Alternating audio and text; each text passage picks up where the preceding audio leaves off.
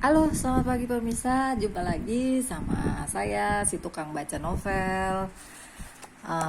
Novel yang aku mau bacain ini Sidney Sheldon, Kilau Bintang Menerangi Bumi bagian pertama. Itu udah masuk ke episode ke 12. Pemirsa, kalau mau dengerin episode-episode sebelumnya atau sesudahnya, itu tolong subscribe ya pemirsa. Semoga suara dan kisah yang aku bacain di novel ini layak untuk didengarkan dan menghibur ya pemirsa. Kasih. Oke, lanjut dibacain. Bab 12. Kantor Paul Martin terletak di tingkat 25 sebuah gedung perkantoran di Wall Street. Di kaca pintu dengan depan yang berembun itu tertulis Paul Martin pengacara. Lara menarik nafas panjang dan melangkah masuk. Ruangan resepsionisnya ternyata lebih sempit daripada yang diperkirakannya. Hanya ada satu meja yang tidak sangat baru, dengan seorang sekretaris berambut pirang di belakangnya. Selamat pagi, bisa saya bantu? Saya datang untuk menemui Mr. Martin, kata Lara. Apakah sudah ada janji temu? Sudah. Tidak ada waktu untuk menjelaskan. Dan nama Anda? Cameron, Lara Cameron. Sekretaris itu menatapnya dengan pandangan aneh. Sebentar, saya cek dulu apakah Mr. Martin bisa menemui Anda. Sekretaris itu bangkit dari belakang meja dan menghilang ke ruangan kantor di bagian dalam. Dia harus mau bertemu denganku, pikir Lara. Sesaat kemudian sekretaris itu muncul. Ya, Mr. Martin bisa menjumpai Anda. Lara menarik nafas lega. Terima kasih. Ia melangkah masuk ke kantor yang di bagian dalam itu. Kantor itu kecil dengan perabotan sederhana. Sebuah meja tulis, 2 sofa, sebuah meja kopi, dan beberapa kursi. Tidak mencerminkan suatu markas kekuasaan, pikir Lara. Laki-laki yang berada di balik meja tulis nampak berumur, sekitar 60. Wajahnya dihiasi guratan-guratan dalam. Hidungnya agak lengkung bagai paruh elang dan rambutnya yang putih agak gondrong. Ia nampak bersemangat dan liar bagai binatang yang belum dijinakkan. Ia mengenakan jas ganda berwarna kelabu bergaris-garis model kuno dan kemeja putih dengan kerah kecil. Waktu berbicara suaranya terdengar serak dan berat serta berwibawa. Sekretaris saya mengatakan bahwa Anda sudah ada janji temu dengan saya. Maafkan saya, kata Lara. Saya perlu sekali menemui Anda. Ini keadaan darurat. Duduk, Miss Cameron. Lara Cameron. Lara duduk di salah satu kursi. Apa yang bisa saya bantu? Lara menarik nafas dalam-dalam. Saya punya sedikit masalah. Sebuah kerangka baja bangunan beton bertingkat 24 yang belum selesai dibangun dan tak ada yang mau melanjutkannya. Ini mengenai proyek bangunan. Ada masalah apa dengan itu? Saya developer real estate, Mr. Martin. Saya sedang mendirikan sebuah gedung perkantoran di East Side dan saya punya masalah dengan serikat buruh. Ia menyimak tanpa memberikan tanggapan. Lara buru-buru melanjutkannya. Saya waktu itu lupa diri dan menampar salah satu pekerja dan serikat itu lalu melakukan pemogokan. Martin mengamatinya dengan terheran-heran. Miss Cameron, apa hubungan semua ini dengan saya? Saya mendengar bahwa Anda mungkin bisa membantu saya. Saya kira Anda salah dengar. Saya pengacara perseroan dagang. Saya tidak menangani proyek bangunan dan saya tidak berurusan dengan serikat buruh. Lara merasa lemas. Saya tadinya mengira Anda tidak bisa membantu sama sekali.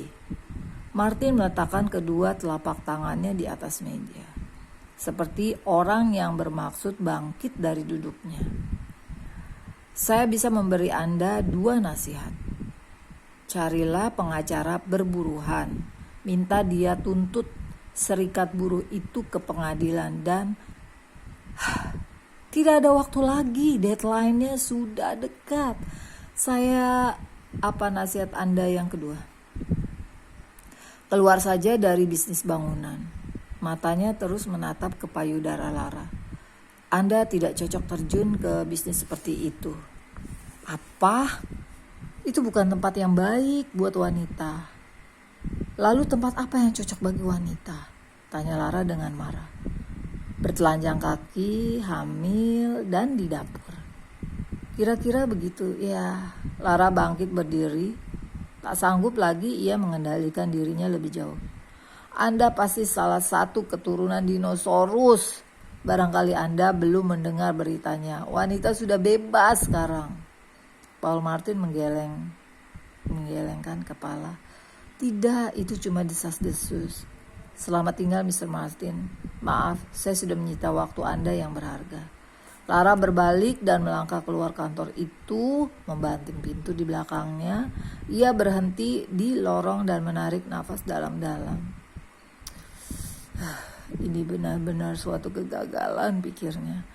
Ia akhirnya tiba di jalan buntu. Ia telah mempertaruhkan semua yang telah diperjuangkannya selama bertahun-tahun dan ia akan kehilangan semuanya itu dalam sekejap saja.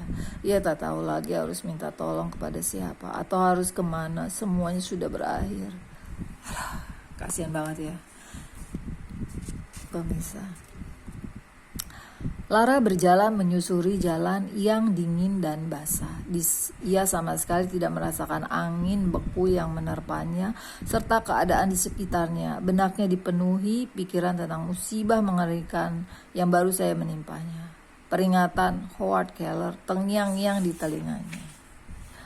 Kau membangun gedung dengan dana pinjaman, bisnis ini seperti piramid. Tapi kalau kau kurang hati-hati, piramid itu bisa runtuh. Dan sudah runtuh sekarang. Bank-bank Chicago akan menyita semua properti di sana dan ia akan kehilangan semua uang yang ditanamkan dalam gedung baru ini. Dia harus mulai lagi semuanya dari nol. Kasihan Howard, pikirnya. Ia mempercayai impianku dan aku telah mengecewakannya. Hujan sudah berhenti dan langit mulai menjadi cerah kembali. Matahari yang kepucatan sedang berusaha menembus awan-awan kelabu. Lara tiba-tiba sadar bahwa hari sudah subuh. Ia telah berjalan semalaman. Lara melihat ke sekelilingnya dan menyadari untuk pertama kalinya di mana ia berada. Ia hanya 2 blok jauhnya dari propertinya yang terkutuk itu. Aku akan menengoknya untuk terakhir kalinya, pikir Lara dengan murung. Ketika tinggal 1 blok lagi, ia mendengar sesuatu. Ia mendengar bunyi bor listrik dan palu-palu dan raungan mesin pencampur semen yang riuh rendah.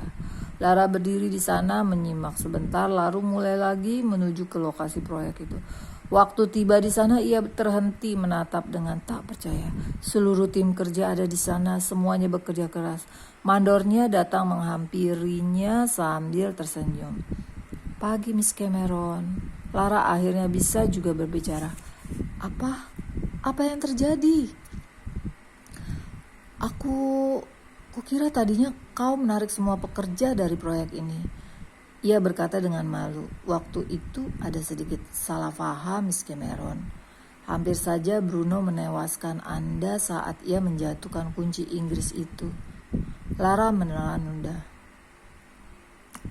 Tapi jangan khawatir, ia sudah tidak ada. Tidak akan terulang lagi yang seperti itu.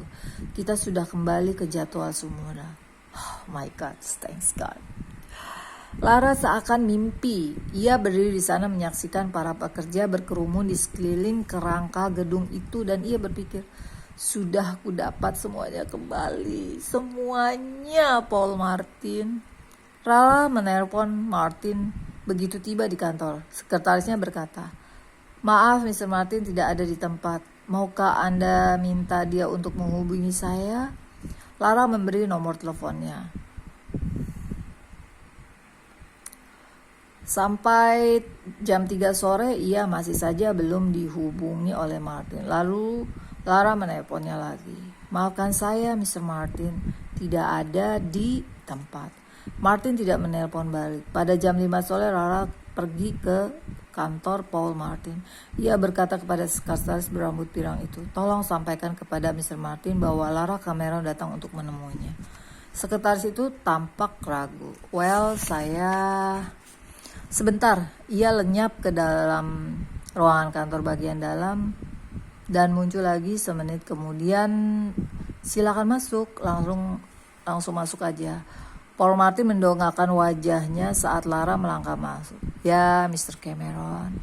Suaranya acuh tak acuh, tidak ramah tapi juga tidak bermusuhan. "Apa yang bisa saya bantu?" "Saya datang untuk mengucapkan terima kasih." "Terima kasih untuk apa?" "Untuk meluruskan persoalan dengan serikat buruh." Ia mengerjitkan alisnya. "Saya tidak tahu Anda bicara apa. Semua pekerja sudah balik pagi ini dan semuanya berjalan lancar. Bangunan sudah kembali ke jadwal semula." "Well, saya ucapkan selamat. Tolong Anda kirimkan faktur penagihan untuk biaya." "Miss Cameron, saya kira Anda sedikit bingung. Kalau masalah Anda memang sudah diatasi, saya ikut senang. Tapi saya sama sekali tidak tahu menahu." Lara memandangnya lama sekali. "Baiklah, maafkan saya telah merepotkan Anda." "Tidak apa-apa." Martin menyaksikan Lara keluar dari kantornya. Saat kemudian sekretarinya masuk ke dalam. "Miss Cameron meninggalkan bungkusan ini untuk Anda, Mr. Martin." Bungkusan itu kecil dan diikat dengan pita berwarna cerah. Karena ingin tahu ia membukanya. Di dalam didapatinya sebuah patung pendekar dengan pakaian perang dari logam, siap untuk bertempur, semacam permintaan maaf. Apa sebutan gadis itu untuknya? Dinosaurus. Ia masih bisa mendengar suara kakeknya. Itu zaman yang penuh bahaya. "Paul." Para pemuda berniat mengalahkan mafia, menyingkirkan kaum tua yang kolot.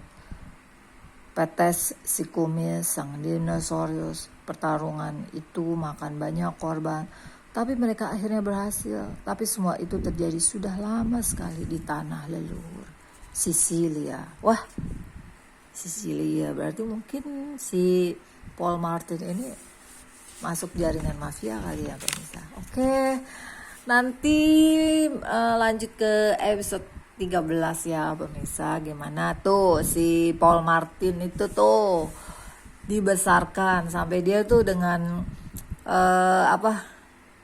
cepet banget gitu ini menyelesaikan percecokan si Lara Cameron sama serikat buruhnya. Oke pemirsa, sampai di sini dulu ya. Semoga terhibur. Bye bye.